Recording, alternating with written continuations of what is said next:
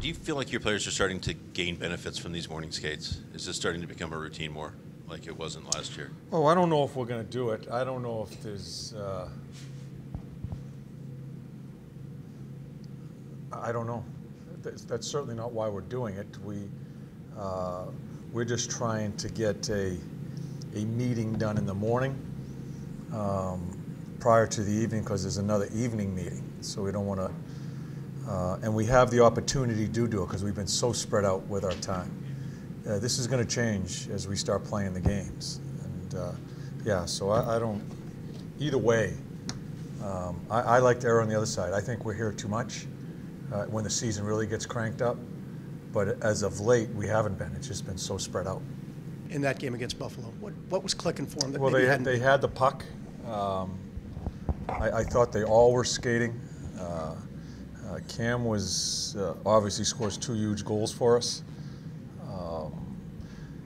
It's not one particular thing. You could just tell they felt it.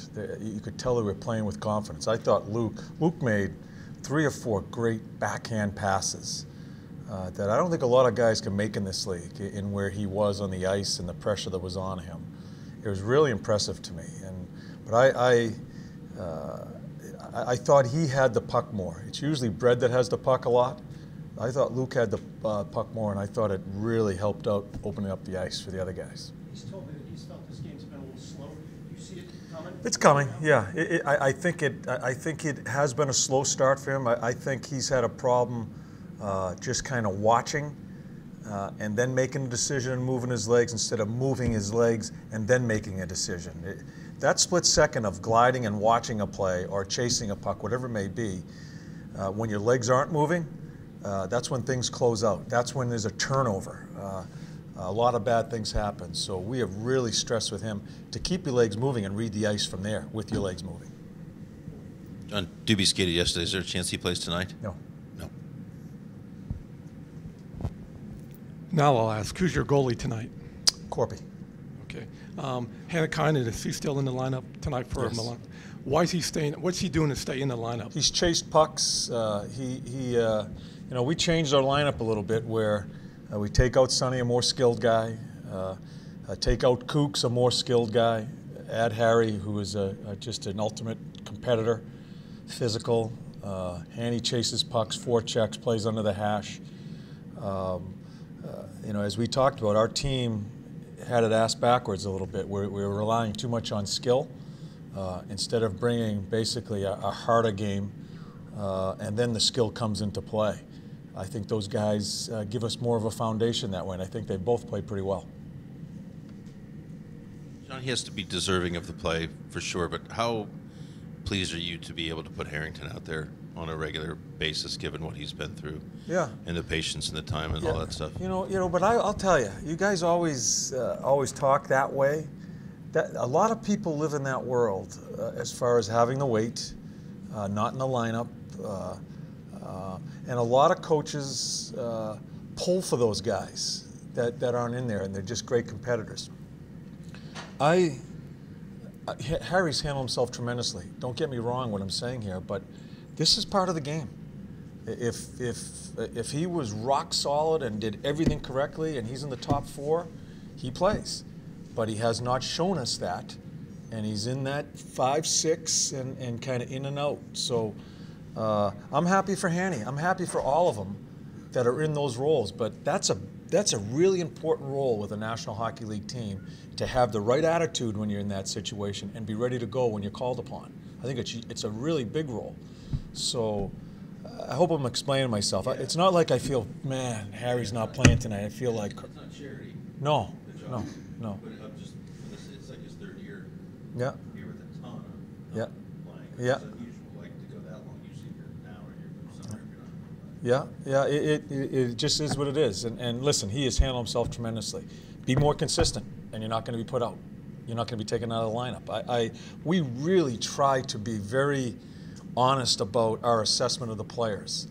And I thought Harry gave us some really good minutes the other night, and I thought there were some struggles, just like our other 5D in that game.